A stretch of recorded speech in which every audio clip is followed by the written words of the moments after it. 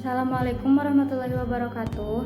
Kami dari kelompok 12. Di sini kami akan mempresentasikan tentang pemasaran syariah 2. Sebelum ke materi, kita akan memperkenalkan diri terlebih dahulu. Saya Amelia Apriliani dari kelas manajemen G 2019 dan rekan saya. Saya Dik Muhammad Ramdhani. Perkenalkan, saya Nikrol Bani. Materi yang akan kami paparkan adalah 1. Tentang strategi pemasaran syariah. 2. Landasan pemasaran syariah. 3. Lingkungan yang berpengaruh terhadap strategi pemasaran. 4. SWOT dasar strategi pemasaran syariah. Saya sendiri akan menjelaskan tentang strategi pemasaran syariah. Definisi syariah marketing atau pemasaran menurut perspektif syariah adalah segala aktivitas yang dijalankan dalam kegiatan bisnis dalam bentuk kegiatan penciptaan nilai atau value creating activities yang memungkinkan siapapun melakukannya bertumbuh serta mendayagunakan kemanfaatannya yang dilandasi atas kejujuran, keadilan, keikhlasan, keterbukaan sesuai dengan proses yang berprinsip dalam kaidah keislaman. Ada 4 karakteristik strategi pemasaran syariah, yaitu 1. Taitis atau Rabbaniyah yang berasal dari Allah Subhanahu wa Ta'ala. 2. Etis atau akhlakiyah yang mengedepankan moral dan etika dalam seluruh aspek. 3. Realistis atau akhlakiyah, konsep marketing yang sangat fleksibel dan mengikuti arus zaman. 4. Humanitis atau al-insaniyah, bahwa syariah diciptakan untuk manusia agar derajatnya terangkat dan sifat kemanusiaannya terjaga juga terpelihara. Rasulullah SAW mengajarkan praktek pemasaran syariah melalui metode yaitu direct selling atau perorangan. Dalam bahasa Islam disebut dakwah fardiyah. Contohnya ketika beliau menawarkan Islam pertama kali kepada istrinya Khadijah, lalu kepada saudaranya Ali bin Abi Thalib, dan kepada sahabatnya Abu Bakar Siddiq. Adapun strategi pemasaran yang diajarkan Rasulullah SAW sesuai dengan pemasaran syariah yaitu 1. Segmenting, 2. Targeting, 3. Positioning. Segmenting adalah cara membagi pasar berdasarkan pada variabel-variabel tertentu seperti faktor geografi, faktor demografi, faktor psikologi, faktor perilaku, dan akhirnya variabel yaitu individu. Kedua, targeting. Targeting adalah proses pemeliharaan target dan mencocokkan reaksi pasar dengan kebutuhan pasar, kemampuan daya beli dengan berdasarkan keterbatasan yang dimiliki. Ketiga, positioning adalah bagian menempatkan produk ke dalam benak customer secara luas. Istilah pemasaran syariah dalam fikih Islam disebut dengan wakalah yang berarti perwakilan. Wakalah atau wakilah dapat pula berarti penyerahan, pendelegasian, atau pemberian mandat. Wakalah dapat juga didefinisikan sebagai penyerahan diri seseorang pihak pertama atau pemberi perwakilan. Apa yang boleh dilakukan sendiri dapat diwakilkan kepada yang lain atau pihak kedua untuk melakukannya semasa pihak pertama masih hidup.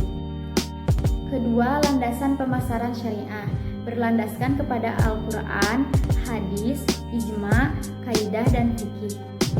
Landasan dari Quran 1. Surah Al-Kahfi ayat 19 dan Surah Yusuf ayat 55. Dari ayat pertama Quran Surah Al-Kahfi ayat 19 dapat dipahami bahwa untuk membuktikan mereka Ashabul Kahfi telah tidur bertahun-tahun, mereka mengutus satu orang sebagai wakil untuk pergi ke kota dan membeli makanan dengan uang yang mereka miliki. Sedangkan dalam ayat kedua Quran Surah Yusuf ayat 55, Nabi Yusuf meminta untuk diberi kuasa guna menjadi bendahara negara. Landasan dari hadis Nabi Muhammad SAW. 1. Hadis yang diriwayatkan dari Urwah Al-Bariki dan hadis yang diriwayatkan oleh Abu Rafi.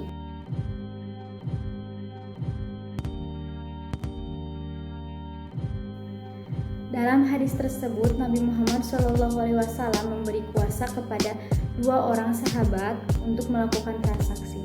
Selanjutnya, penjelasan akan dijelaskan oleh saudara Dikti.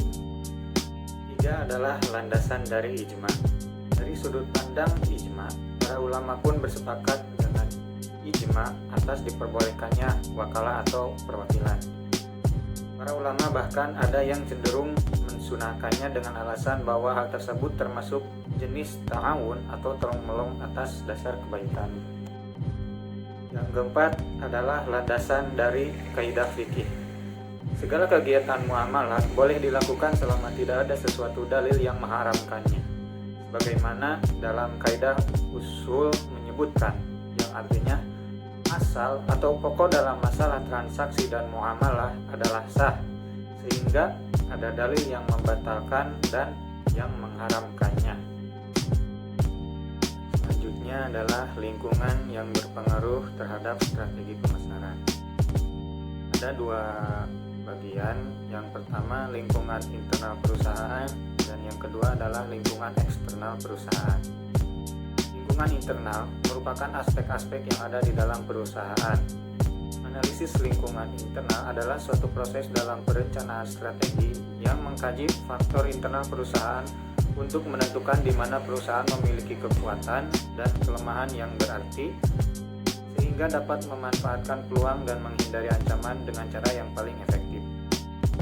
Faktor-faktor yang terkait dengan lingkungan internal meliputi segmentation, targeting, dan positioning, serta marketing mix. Yang pertama adalah segmentation.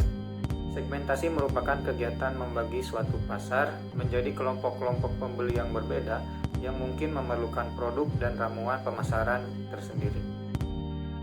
Yang kedua adalah targeting. Targeting artinya mengevaluasi keaktifan setiap segmen, kemudian memilih salah satu dari segmen pasar atau lebih untuk dilayani. Menetapkan pasar sasaran dengan cara mengembangkan ukuran-ukuran dan daya tarik segmen, kemudian memilih segmen sasaran yang diinginkan. Yang ketiga adalah positioning. Penentuan posisi pasar bagi produk ataupun jasa suatu perusahaan sangat penting. Menentukan posisi pasar yaitu menentukan posisi yang kompetitif untuk produk atau suatu pasar. Pengertian posisi produk adalah bagaimana suatu produk yang didefinisikan oleh nasabah atau konsumen atas dasar atribut-atributnya. Untuk menentukan posisi pasar perlu dilakukan strategi yang benar, sehingga posisi pasar yang diinginkan tepat pada sasarannya. Memilih dan melaksanakan strategi penentuan posisi pasar perlu dilakukan dengan berbagai tahap agar hasil yang diharapkan optimal. Dan yang terakhir adalah marketing mix. Para pemasar menggunakan sejumlah alat untuk mendapatkan tanggapan yang diinginkan dari pasar sasaran mereka. Alat-alat itu membentuk suatu bauran pemasaran. Bauran pemasaran atau marketing mix adalah seperangkat alat pemasaran yang digunakan perusahaan untuk terus-menerus mencapai suatu pemasarannya di pasar sasaran. Untuk pemasaran pada produk, marketing mix tidak hanya meliputi produk, price, place, dan promotion saja. Juga meliputi 4 elemen tambahan yaitu people, process, physical evidence, dan productivity. Yang selanjutnya adalah lingkungan eksternal perusahaan. Lingkungan eksternal perusahaan terdiri dari berbagai variabel yang berada di luar suatu organisasi dan berada di luar pengendalian jarak jangka pendek manajemen puncak. Peluang adalah suatu bidang kebutuhan pembeli di mana perusahaan dapat beroperasi secara menguntungkan. Sedangkan ancaman adalah tantangan akibat kecenderungan atau perkembangan yang kurang menguntungkan yang akan mengurangi penjualan laba jika tidak dilanjutkan dengan pemasaran defensif. Menurut Umar, lingkungan eksternal dibagi ke dalam 2 kategori. Yang pertama adalah lingkungan jauh. Lingkungan jauh, perusahaan terdiri dari faktor-faktor yang pada dasarnya di luar dan terlepas dari perusahaan. Lingkungan jauh ini memberikan kesempatan besar bagi perusahaan untuk maju, sekaligus dapat menjadi hambatan dan ancaman. Faktor-faktor utama yang bisa diperhatikan adalah faktor politik, ekonomi, sosial, dan teknologi. Yang selanjutnya adalah lingkungan industri. Strategi dan tujuan perusahaan dipengaruhi oleh daya saing industri di mana mereka memilih untuk menjalankan bisnis dan posisi sektor industri tersebut. Suatu industri dapat digambarkan sebagai serangkaian perusahaan yang bersaing satu sama lain untuk meraih pangsa pasar yang tinggi dalam mencapai skala ekonomi dan strategi yang telah ditentukan. Intensitas persaingan dalam suatu industri atau perusahaan bukanlah masalah kebetulan atau masalah yang buruk. Sebaiknya persaingan dalam industri berakar pada struktur ekonomi yang mendasarinya dengan berjalan di luar perilaku persaingan-persaingan yang ada. Keadaan persaingan dalam suatu industri tergantung pada 5 kekuatan pesaing pokok. Menurut Porter dalam David, hakikat persaingan suatu industri dapat dilihat sebagai kombinasi atas 5 kekuatan yang disebut dengan model 5 kekuatan Porter, yaitu persaingan antar perusahaan sejenis, kemungkinan masuknya pesaing baru, potensi pengembangan produk substitusi, kekuatan tawar-menawar penjual atau pemasok, dan yang terakhir adalah kekuatan tawar-menawar pembeli atau konsumen. Di sini saya akan membahas tentang SWOT atau SWOT dasar strategi pemasaran syariah. Di sini saya mengambil definisi menurut 2 para ahli. Yang pertama menurut Freddy Rambuti, yang kedua menurut Tripogo dan Udan. Menurut Freddy Rambuti, analisis SWOT atau SWOT adalah identifikasi dari berbagai faktor sistematis untuk merumuskan strategi perusahaan. Analisis ini didasarkan pada logika yang dapat memaksimalkan kekuatan dan peluang